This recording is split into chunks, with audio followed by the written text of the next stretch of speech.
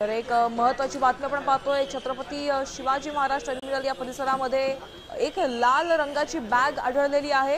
त्यामुळे या संपूर्ण परिसरामध्ये आता चेकिंग करण्यात येते।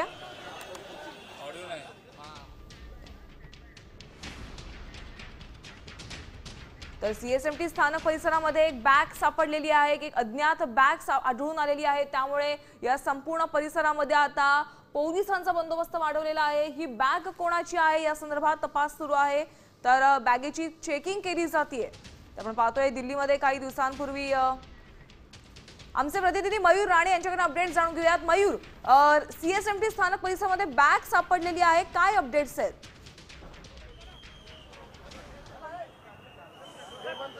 नक्कीच पाहायला गेलं मी आता सीएसएमटी स्थानकाबाहेर जो बस डेपो आहे त्या स्थानकाबाहेर आहे। तुम्ही पाहू शकता इथे एक लाल कलरची आहे ती बॅग आहे ती सध्या सापडलेली आहे। या ठिकाणी पाहायला गेलं तर हा संपूर्ण परिसर आहे तो सध्या खाली करण्यात आलेला आहे। मुंबई पोलीस तैनात झालेला आहे।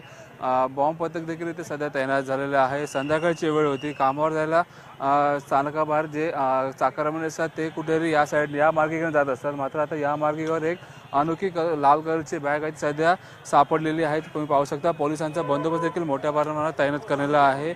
बॉम्ब पथक देखील इथे दाखल झालेला आहे। संपूर्ण परिसर आहे तो सध्या खाली गेलेला आहे। समोरच पाहायला गेलं तर पोलीस उपायुक्त 1 परिमंडळ 1 यांचं ऑफिस आहे, मुख्य ऑफिस आहे। याच्या समोरच ही बॅग कुठेतरी सापडली आहे। कुठेतरी चिंतेचं कुठेतरी वातावरण इकडे सध्या आता गरम झालेलं पाहायला मिळालं आहे। बाजूला गेलो तर पालिका ऑफिस देखील बाजूलाच आहे। कर्मचारी इकडनं घरी जात असतात, पालिका कर्मचारी असतील किंवा इतर कर्मचारी असतील या ठिकाणाहून घरी जात असतात। बाजूला बघितलं भारतीय डाक देखील आहे, या ठिकाणी देखील मोठ्या प्रमाणात गर्दी असते। मात्र या गर्दीच्या ठिकाणी ही बॅग ठेवल्यामुळे या ठिकाणी चिंतेचं वातावरण आहे। काही दिवसापूर्वी दिल्ली येथे बॉम्बस्फोट झाला होता, त्याच्या अनुषंगाने या साईडला देखील बघायला गेलं तर मोठ्या प्रमाणात पोलीस बंदोबस्त तैनात केलेला। पोलीस सगळ्यांना मागे हटण्यासाठी सांगत आहेत।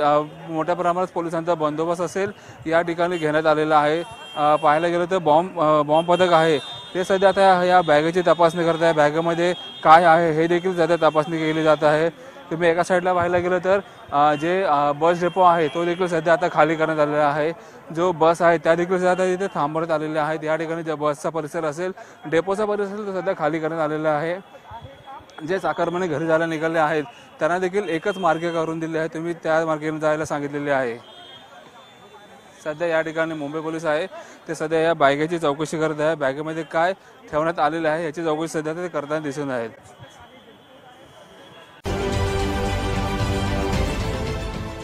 देश विदेशातील प्रत्येक घडामोडींचे लाईव्ह अपडेट मिळवण्यासाठी आता साम टीव्हीच्या सर्व सोशल मीडिया प्लॅटफॉर्मला लाईक, फॉलो आणि सबस्क्राईब करा। तसंच सर्व नोटिफिकेशनसाठी बेल आयकॉन प्रेस करायला विसरू नका।